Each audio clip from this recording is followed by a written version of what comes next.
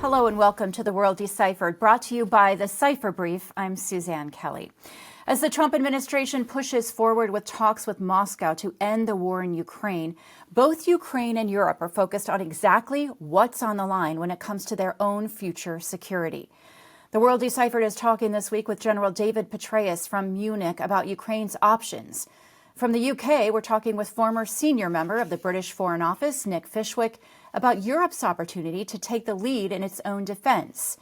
And from Kyiv, we're talking with former senior CIA officers Ralph Goff and Glenn Korn about ground truth there and how Ukrainians are preparing for what comes next.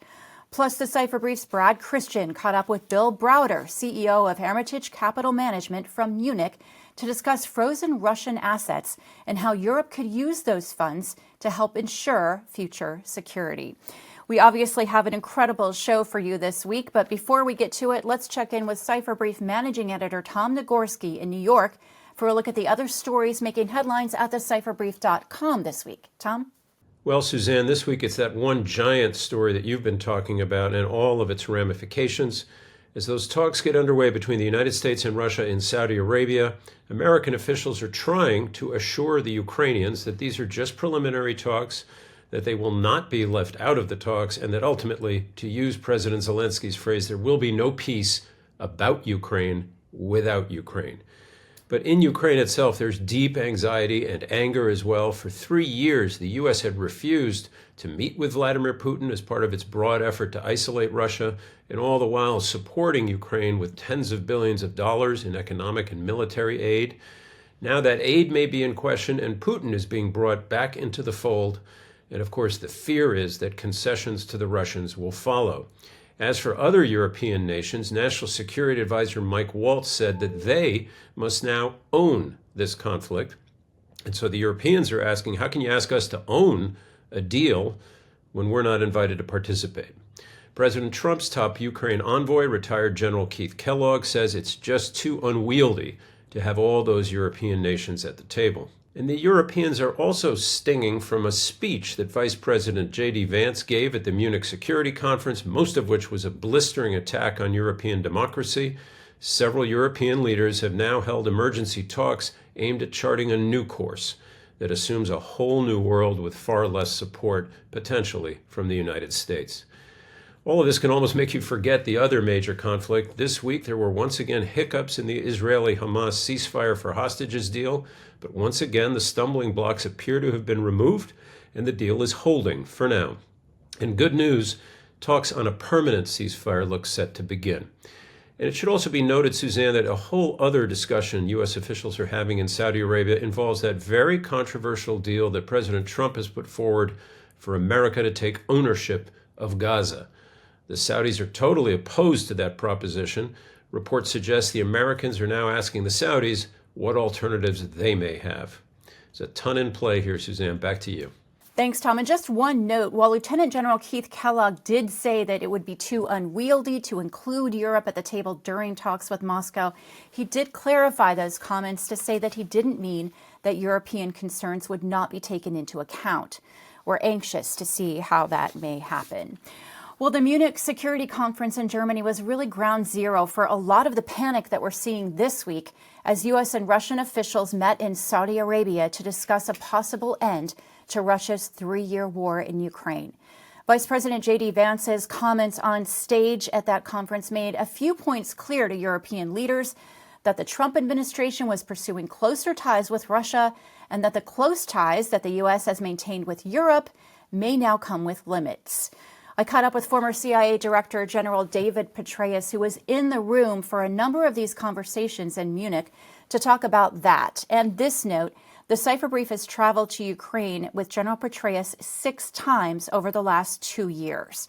We started our conversation by talking about his biggest takeaways of this year's gathering of leaders in Germany. Well, there has been no shortage of drama here. There's been a degree of excitement that isn't always present by any means here in Munich. And I just say, by the way, we miss not having you and Brad here with us, but it's great to be able to connect in this way. Thank you very much. I appreciate that. And the venue for the Munich Security Conference is not huge, so I can imagine the reverberations from this have been rather significant. It seems to be also a moment of reckoning, as I think you've mentioned, for European leaders who are now thinking differently about their own defense. Is that also what you're talking about? Yeah, very much so. Yeah. Again, I've watched, keep in mind, by the way, I was a NATO officer, if you will, or dual-hatted, U.S. and NATO, as a 1-star, 3-star, 4-star, in addition to the earlier assignments as a young officer, then a field-grade officer, and so on. I've watched, therefore, as frustrated presidents or vice presidents or secretaries of defense rail away at the inadequate portion of GDP spent on defense by European nations, while noting that there have never been as many as right now that actually do meet the 2% of GDP on defense. It was agreed way back a couple of decades ago at the Wales summit. But clearly enormous pressure on them to do more. A recognition, the Secretary General of NATO, that it's probably going to have to be 3%, north of 3%, I think was the term that he used, and so forth. So that, I think there is a stark element in that regard that has never been as pointed and direct and so forth as it was here.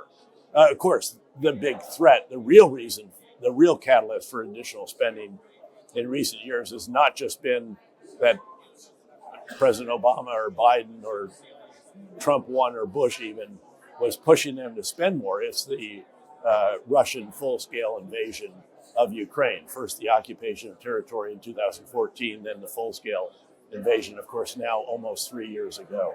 Yeah.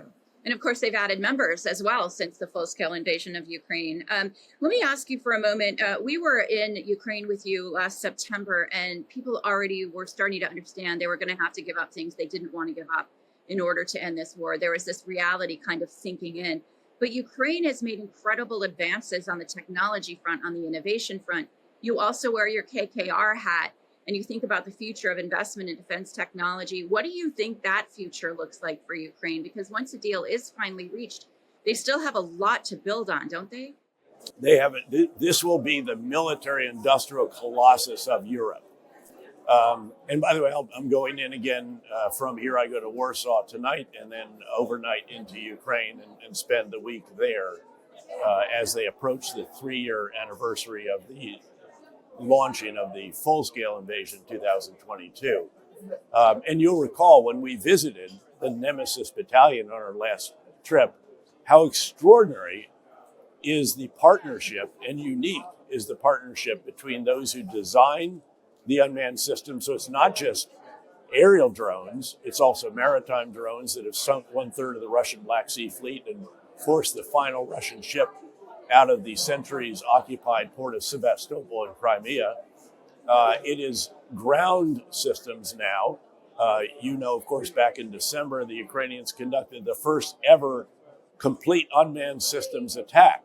It's never been done in history that we know of. All remotely operated aerial and various ground robotic systems and vehicles. So again, this is a system. Now, of course, nothing concentrates the mind like the prospect of losing your independence, fighting for your very survival. But this is a system that they have that now produces tomorrow's technology for today's wars.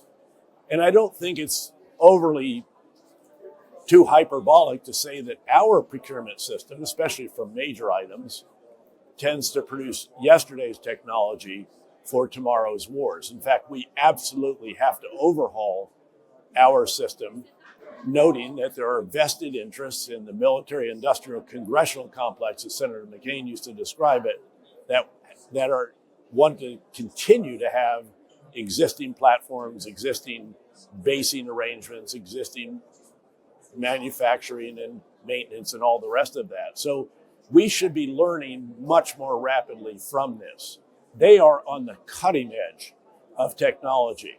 You'll recall when we were with the Nemesis Battalion, this is all unclassified. They actually have a website you can go to, shows their greatest hits from the air and so forth. These are all the tech bros of Ukraine are now in this ecosystem. They're either designing, manufacturing, or actually employing these particular systems. And they're iterating not just with software, as the Russian jammers or electronic warfare or air defense or other countermeasures are employed. They're changing hardware on a weekly or bi-weekly basis as well. It's really something that has to be seen to be appreciated. And as you recall, the systems they're producing are really very capable and yet very cheap, relative speaking, to our suicide drones or our out and back drones and so forth. The latest adaptation, Suzanne, which is really interesting, is that they're avoiding the jamming. They're literally rolling out fiber optic cable, very, very thin, very light, and so forth, from the drone as it goes out so that they can maintain communications, command and control, the visual picture, and so forth. That's how they're getting around the increasingly effective Russian electronic warfare posture, jamming, air defense, and so on. Mm-hmm. And when we were there with you, I found it fascinating that Ukraine has the ability to manufacture far more drones than it is able to currently, and potentially with the end of the war, will then be able to export that drones. Can you kind of connect that for Sure. me to the fact that you see them becoming a powerhouse? They could do that now if they had the money and the orders. President Zelensky initially, I think wisely, said, we're not going to export anything. We're going to use it on our battlefield. And as you recall, they are throwing thousands of suicide drones at the Russians on the front lines every day. There are hundreds more that are going out and coming back, at least for 12 or 15 missions until they're shot down.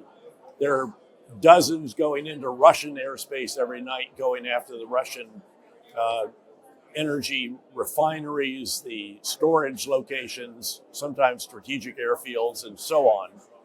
So this is how they are overcoming being very heavily outmanned and outgunned, and also inflicting extraordinary casualties on the Russians.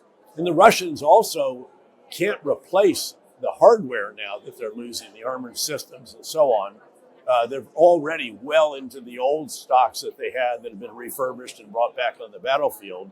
And they just can't. They're actually now, in many cases, just using infantry for the attacks.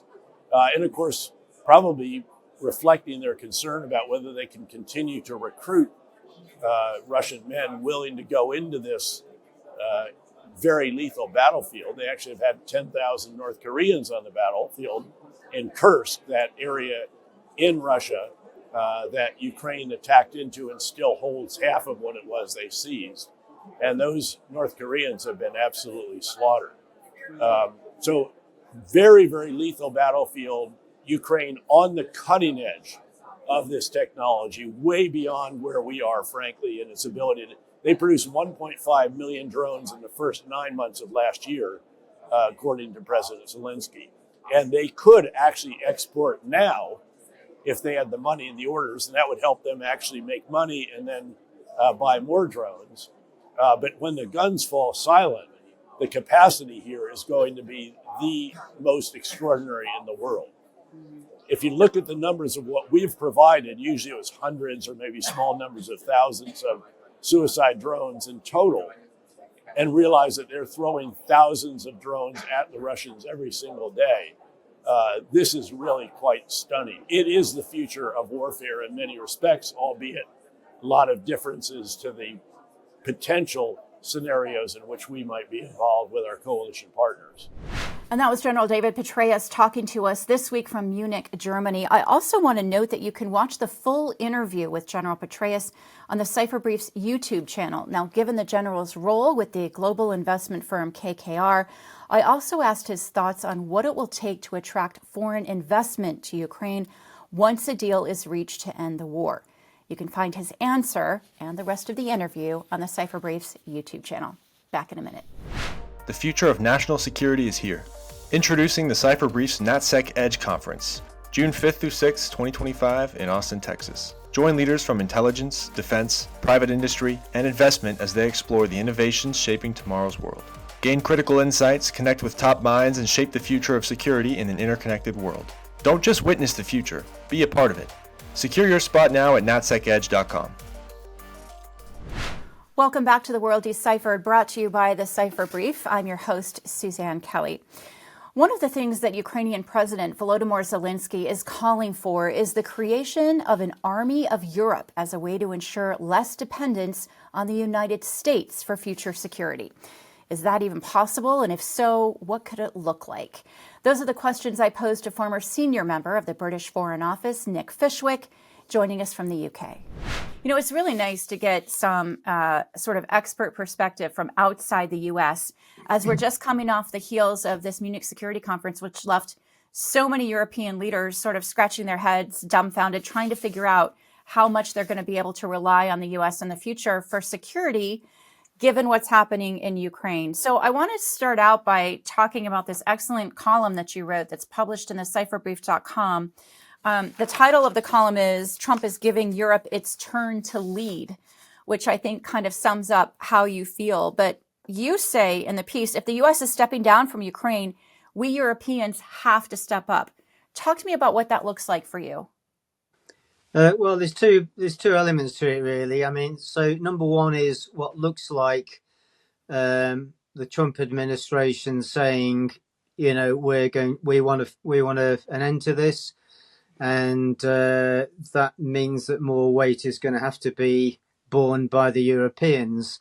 That's one dimension to it. Two is, can Europe kind of respond to that implicit challenge?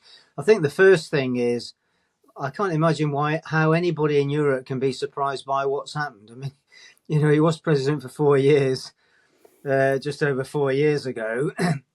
So we knew what to expect, and we've had lots of time to prepare for this. I think, to be fair, some of the European reaction to the latest developments over Ukraine over the last a week to 10 days suggests they actually have been thinking about this. But it should not be a great shock, and perhaps the European response to this suggests they have actually thought about what this might look like.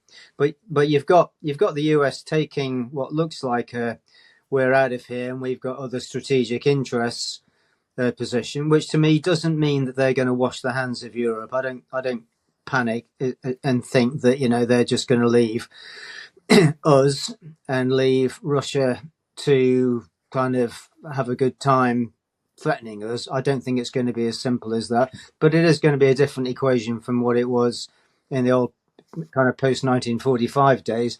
And then there's a big challenge for Europe, which is, you know, we've been lucky since 1945 or so, or whenever NATO was formed shortly after that, in that the US is the kind of bedrock of NATO, particularly in the Cold War days, but since then as well, has given us a kind of security reinsurance. We've been very lucky to have it, you know, with America's amazing economic and military resources. You know, we're extremely lucky to have that keeping us secure. We had no reason necessarily to assume that it would be considered by every US president to be in America's strategic interest to keep propping us up. And let's remember, at the same time as the US was providing that support for Europe, a lot of European countries weren't pulling their weight. They weren't even spending the 2% they're supposed to be spending. I think some countries, even now, still haven't managed to hit that.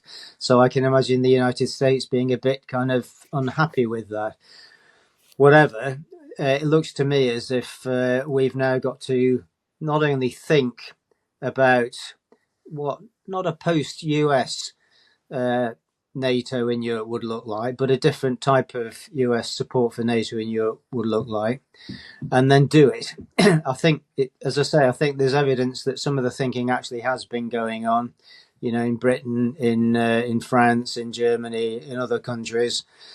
But the tricky thing after doing the thinking and agreeing what it's going to look like is doing it. You can't just kind of build, you know, a defense industry or an army and resource an army in like 3 weeks. I mean, it does take a bit of time, and there's a slightly scary gap between what the US is doing now and what the Europeans might be capable of doing to deter Russia. What is that gap going to look like, and how can we make that as unthreatening to us as possible? Ukrainian President Volodymyr Zelensky obviously not happy with the way things are developing at all. He is calling for an army of Europe. What does that mean to you, and do you think it's feasible? Well, it looks to me as if the sort of settlement that we're going to be looking at in Ukraine, and I can understand why President Zelensky, who is, I think, a fantastically admirable and brave European leader, I can see why he's going to be unhappy about the way things look to be developing. But it looks to me as if what could be an acceptable, if challenging, outcome would be, the Russians get what they've stolen for the time being. There's a ceasefire, and then we work to integrate Ukraine into a European defence system. They're not going to go into NATO because it's been made quite clear by the Russians, interestingly, that they can envisage Ukraine going into the European Union, which I thought had been a red line, but now doesn't seem to be. Nice to know that 5 years after the war started, 3 years after the war started. But that, if that's not a spoiler, that's actually very, very encouraging, as long as pro-Russian European Union states can be persuaded to let Ukraine in. Now, on the military side, I think we're looking at, I hope, although it will be a stretch, some European boots on the ground in Ukraine, strengthening the message to Putin that he doesn't go any further. And if he does, he's facing big trouble. European and maybe other support for Ukraine to develop its indigenous military industrial capacity, and basically building up fortress Ukraine, so that even if Putin is tempted to push further west than the ceasefire lines are at the moment, and then the ceasefire lines will be assumed to be as a result of whatever deal this is, he can't do it. It'll be too much of a risk for him, and we need something like that in the Baltics and Poland as well. I think the parts of Europe that are most threatened by Russian unpredictability and aggression. I think this. I don't know the details of as to how this would work and how this would be finessed with NATO. I've been very interested in what the NATO Secretary General has been saying about the need for, kind of updated defence architecture. I think he's right, and it suggests to me that he's been thinking about this. So somehow that deterrent line, in a way, a bit like the Warsaw Pact NATO line of before 1989, but obviously in slightly different places, it has to be built and reinforced and solid, and the Russians must know it's a red line beyond which they must not go. Yeah. I think it's worth reminding people every once in a while, Nick, too, about the threat that Russia poses to Europe. We know the threat Russia is posing to Ukraine, but you've written several pieces actually in the Cipher Brief over the last year or so that really detail why Russia is seen as a potential threat to Europe. The Baltics, which you've mentioned, there are gray zone operations going on there all the time. Efforts at disinformation, always concerns about election interference in European countries. What am I missing in terms of why Russia is so concerning to European leaders? Well, I don't know what you're missing. I mean, I think you listed quite a lot of nasty things that they're doing. I guess my point, the point I've been trying to make over the last year or so, is that we are effectively at war with Russia, and I don't think this deal is going to end that war. Now, it's not a legal war. Sir Keir Starmer hasn't, and his successors didn't either, sort of made a formal declaration of war with Russia. But in practice, diplomatic relations are for basically care and maintenance.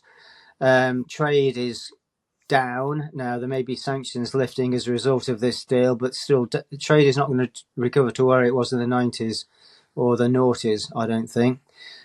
Trust is zero. So, the way you talk to any Western leader, you talk to any Western person who's thought about Putin, how do they rate Putin as a trustworthy partner now compared to 20 years ago? Absolutely incomparably lower. We know that Russia is doing all those things that you talked about, Suzanne. So they are interfering in elections. They're killing people. They're trying to kill people as they try to kill somebody and then mistakenly killed somebody else in Britain in 2018. They're doing that. They still have an essentially zero-sum view of European relations. I wouldn't dignify it with the term international relations, i.e. anything bad that happens to our values has got to be good for their values. So this is all, a dying regime at loggerheads with us and our values, and I can't see that ceasing to be anything other than a conflict. Now, I don't want that to be a military conflict, but because Russia is basically fighting these battles with us, in the space of legal and constitutional freedoms, in the space of, using criminal tactics to murder people, in terms of cyber attacks and cyber pressure on us, cyber espionage, this to me amounts to, it isn't a Cold War, but it's a kind of non-military war. And if they want to fight it, we've got to fight it back. And the point I've been trying to make is, although it's an uncomfortable position for us now, if we're looking at an American presidency that wants to withdraw its commitments in Europe, and we can't just turn them on like that, we've got to do that. And we are capable of doing it. We're much richer than Russia. We're much more creative. We're technologically ahead of them. If we have the political willpower on a sustained basis to gear up for this conflict, we can't lose it. That was former senior member of the British Foreign Office, Nick Fishwick, joining us from the UK. If you'd like to hear what Nick had to say about what China stands to gain from a U.S.-Russian deal to end the war in Ukraine, check out our full interview on the Cipher Briefs YouTube channel. Well, to Ukraine now, where the very real prospect of a deal to end Russia's unprovoked and brutal war may not end the way Kyiv wanted it to. Former senior CIA officers Ralph Goff and Glenn Korn are in the Ukrainian capital and have been traveling the country, including a visit to the front lines. I checked in with them for a sense of how all of this is resonating with Ukrainians. There's a plethora of statements coming out from the Trump administration now, right? And yes, it has caused a lot of consternation here in Ukraine. I mean, if you think the Europeans are freaked out, the Ukrainians are freaked out as well. But, this is vintage President Trump, right? He says what's on his mind. And if I have any criticism for him at this stage, it's just that the message from his team, I think, needs to be better coordinated. But, in the meantime, what we have been telling our Ukrainian colleagues is that wait for the actions, not the words, right? What are your Ukrainian colleagues telling you? I mean, what is top of mind concern for them, Glenn? So, I mean, there's outrage, shock, disappointment. But on the other hand, I've had a lot of Ukrainians come up and say things like, well, of course, the mineral, he'd be interested in minerals. It's fair. It allows us to pay for the largesse as opposed to just being, the recipients of free aid, right? The Ukrainians are very proud people. They don't like the idea of being a debtor nation, right? They like the idea of being able to pay their way. So I've actually heard from a lot of people, they're in favor of that. They don't see it as some sort of cynical deal. They see it as like, well, of course, the Americans expect to be paid for this stuff, right? And then others have also expressed that, quietly behind the scenes, they kind of say, hey, look, the war's gone on a long time. We don't have the manpower to continue it indefinitely, right? There are polls that I don't know how public they are. We're actually meeting with some people who do polling in the future to get more details, but anywhere between 60 and 70% of the population want the war to stop, right? Yeah. That said, they don't want it just halted under any conditions. They're looking for their sovereignty. They're looking for to salvage what they can of their territory. And frankly, there's an element there they want to see Putin punished. But there are people here who look at it from a realistic point of view and understand that all those things are going to have to be subject to what I would say a range of outcomes. Yeah. Glenn, you and Ralph were there with a cipher brief with General David Petraeus last September. People were already kind of whispering about what a deal or a settlement might look like, and that was even before the U.S. election. So they've kind of been acclimating, I guess, themselves to the idea that they're not going to get all of their territory back. But they were always really focused on the security guarantees that they needed with any deal. Is that what you're still hearing on the streets? A lot of people talking about what that security guarantee might look like? Yeah, I mean, people definitely want to know that they understand, and they're very concerned with the fact that Russia will probably make another play to take more territory or to take their sovereignty from them in a few years. They believe that any break in the fighting now, and as Ralph said, most of the people we speak to, they want this war to end. They're tired of fighting. And by the way, they didn't start the war. They didn't ask for this war. They've done a great job protecting themselves and their country, but they want it to end, and justly so. They want a fair ending. They don't want Putin to walk away with the victory or to be rewarded for what he's done.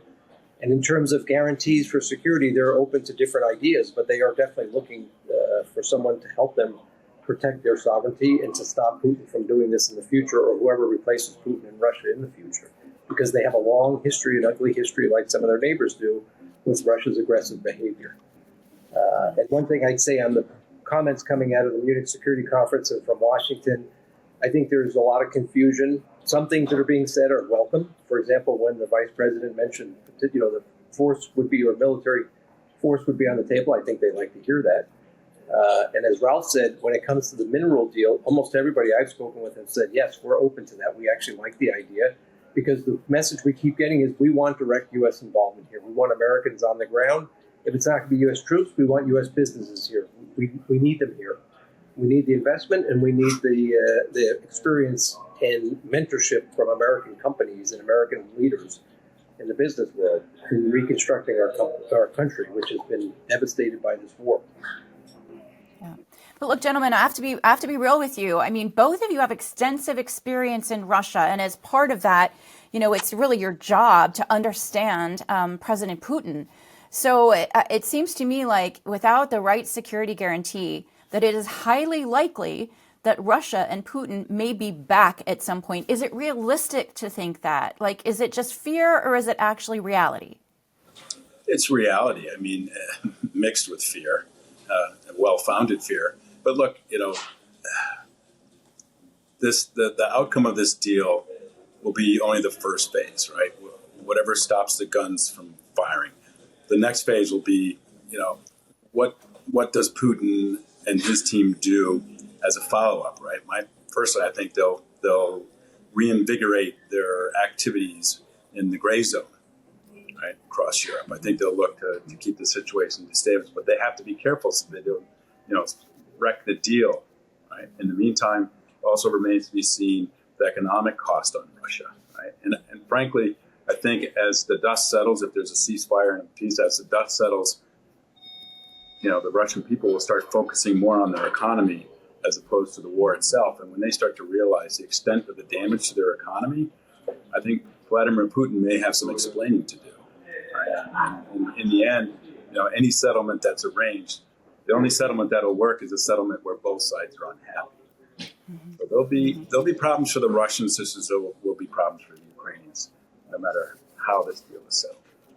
Long history of tension there. Glenn, how do you feel about that question? Is it realistic to think that Putin will very likely be back if there isn't a deal reached that has robust security guarantees? Absolutely. His record up to date has been one of using aggression to get what he wants, or intimidation.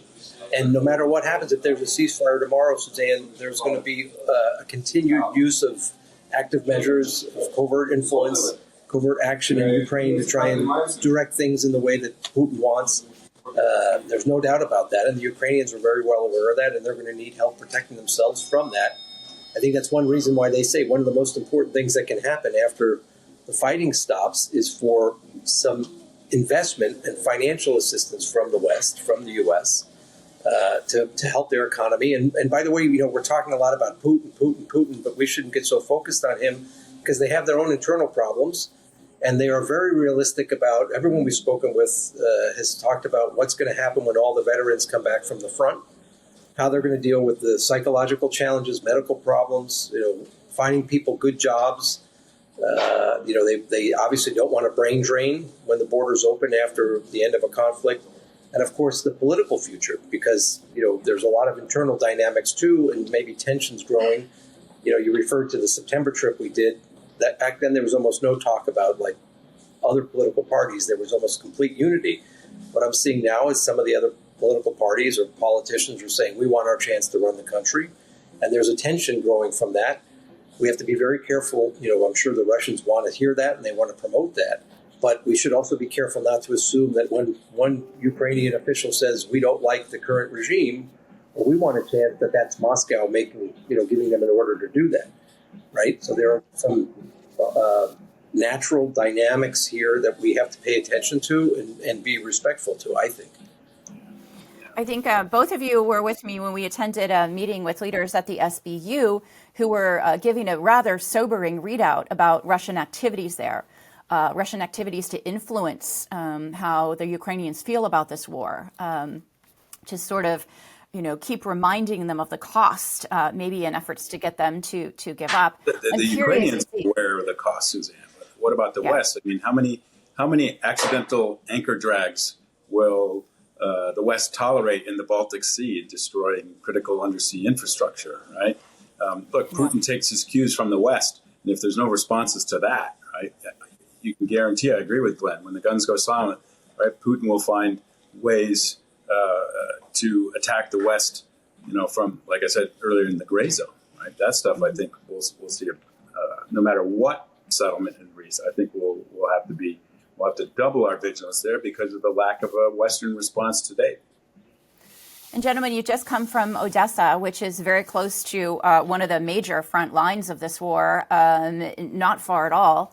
What is the sense in Odessa? I mean, people obviously would like to have an end to the fighting, but is the fight still in them? I mean, give us a sense of what it's like. Oh, no, the fight is still in the people. And I can tell you, we were on the street yesterday, Sunday morning. We were walking down the street with our Ukrainian friends, and an air raid went off, and people were pushing their carriages and out for Sunday, shopping or having coffee, and nobody went to the bunkers. And I asked the Ukrainian guy we were with, I said, what do you think we should do? He said, go have a beer. So the fight is here. And I don't mean to be like, these people, they're still resilient. They're ready to fight for their country. They are not going to surrender. They want to end to the war, but they don't want to give up their sovereignty. Yeah. Or when we were up in Sumy, which is very close to the front, the other day, and visiting hospitals there with a volunteer group that was delivering medical assistance. We went to this one hospital that's been hit by missiles several times, right? It was attacked in the early days of the war and destroyed, and the staff, after a month of occupation, they started rebuilding.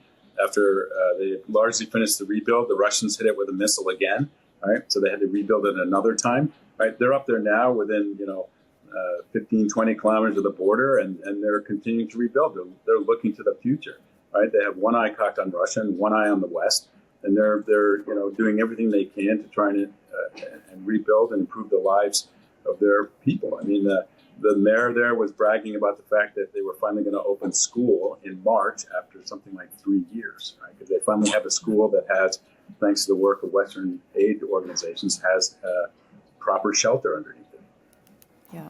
Right, gentlemen, I want to ask you mentioned Odessa, but I mean, just look at the potential there, like for investment, for business. It's incredible, right? It's a beautiful place across the country. And again, Ukrainians we met with, they welcome that. Back to Munich now, where Cipher Brief COO Brad Christian caught up with the CEO of Hermitage Capital, Bill Browder, on the sidelines of that Munich security conference to talk about options that Europe has that could fill any gaps if the U.S. pulls funding for Ukraine. So first of all, for everyone who doesn't know the backstory, about a week after the war began, the West froze $300 billion of Russian central bank reserves. And at the very beginning of the war, everyone thought the war would last a very short period of time. And as the war has dragged on, people are saying, well, okay, Russia has done conservatively $1 trillion of damage to Ukraine, and there's this $300 billion of money that's been frozen. And so the first thought was that the money would be used to rebuild Ukraine, but As time has gone on, it's becoming clearer and clearer that Ukraine needs the money for defense before there's any rebuilding or reconstruction. And the original idea was to keep the money intact and to take the interest off that money and use that interest to help Ukraine. But now we're in the situation where if the U.S. pulls out of funding military aid for Ukraine, they're going to need a lot more money than just the interest. And so I would say that this is something which is now being actively discussed at the EU level, at the G7 level, and we'll see where it goes. But I would say there's a high probability that this is one of the elements that comes into play to save Ukraine.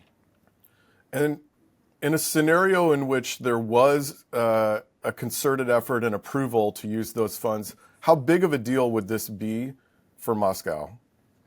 Well, I think it would be a game changer because at this point, Trump couldn't dictate the terms of Ukraine's surrender. Ukraine could carry on fighting until Ukraine wants to have a proper discussion, a proper peace settlement based on their interests. And that's something that Russia and Putin don't want at all. And this is really, it would be a game changer for Ukraine. And in terms of the financial condition inside of Russia, we see headlines, one day that seems to suggest that sanctions have had a dramatic impact on the Russian economy, followed by headlines often the next day that say Russia's war economy is thriving, or not thriving, but strengthening, and Russia's spending more on military and defense than all of the EU combined. As someone who's studied this and knows all elements of sort of the Russian economy, what's your sense of where Russia is financially today, and how long or what the near term might hold for Russia's economy? Well, I think Russia is in terrible shape. They have huge inflation. They have 23% interest rates. They've run down their domestic sovereign wealth fund, their rainy day fund.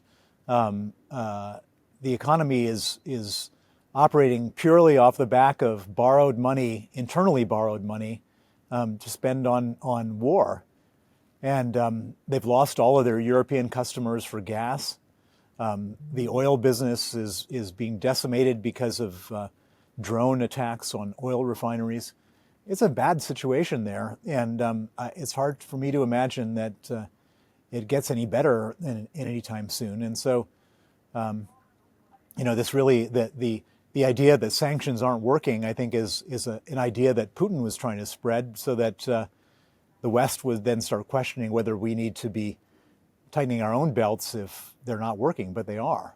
Final question. I'd like to know from you, as you wrap up your time in Munich and we all start looking ahead, what are you going to be most observant for over the coming weeks and months?